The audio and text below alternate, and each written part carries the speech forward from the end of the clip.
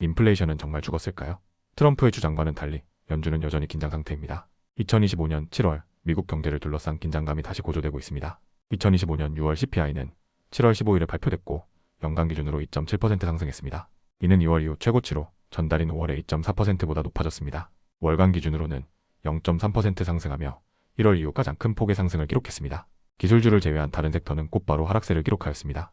그러나 하루 뒤 발표된 PPI는 정반대의 결과를 보였습니다. 6월 생산자 물가 지수는 전월 대비 0.0%, 연간 기준으로는 2.3% 상승에 그치며 시장 예상치를 밑돌았습니다.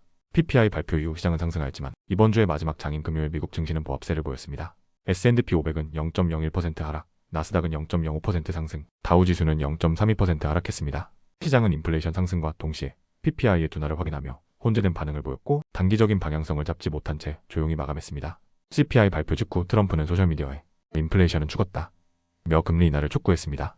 트럼프는 강경한 태도는 여전했습니다. 그는 경제가 화랑이며 가격은 떨어지고 소득은 오르고 있다고 주장하며 금리를 지금 당장 1% 이하로 내려야 한다고 말했습니다. 이어서 트럼프는 연준 의장 파월에 대한 해임 가능성을 다시 꺼내들었습니다. CPI 발표 직후 공화당 의원들과의 만남에서 해임 논의를 나눴다고 전해졌습니다. 파월의 25억 달러 규모 연준 본부 리노베이션 프로젝트를 거론하며 해고 사유가 될 수 있다고 주장했습니다. 7월 17일 크리스토퍼 월러 연준 이사는 뉴욕대학교 행사에서 7월 금리 인하를 강하게 지지했습니다.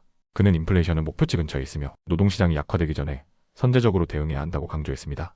반면 같은 날 아드리아나 쿠글러 연준 이사는 무역 및 관세 문제가 경제 전망의 주요 변수로 작용하고 있다며 현 입장을 당분간 유지해야 한다고 밝혔습니다. 보스틱 애틀랜타 연준 총재는 인플레이션 압력이 여전히 존재한다고 우려하며 우리는 전환점에 있을 수 있다는 신중한 입장을 보였습니다. 월러는 금리 인하를 지지하면서도 괜세의 인플레 영향이 데이터에 나타나기 시작했다고 분석했습니다. JP모건은 가구, 전자제품, 레크리에이션 용품 등 수입 의존도가 높은 분야에서 가격 압박이 나타나고 있다고 밝혔습니다.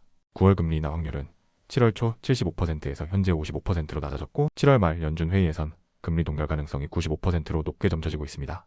시티그룹은 월러의 견해가 연말까지 주류가 될 것으로 보며 9월 인하 체계 가능성에 무게를 두고 있습니다. 트럼프는 여전히 관세를 카드로 활용하고 있습니다. 일각에서는 트럼프가 실제로 관세를 단행할 경우 인플레이션 상승과 경제 혼란이 다시 시작될 수 있다고 경고합니다. 반면 트럼프는 무역 문제를 장기적으로 미국 경제의 긍정적 요소로 보고 있습니다. 인플레이션이 정말 사라졌을까요? 저는 그렇게 생각하지 않습니다. 한 명의 투자자로서 관세와 정치 압박 속에서 연준의 독립성이 훼손되지 않기를 희망합니다.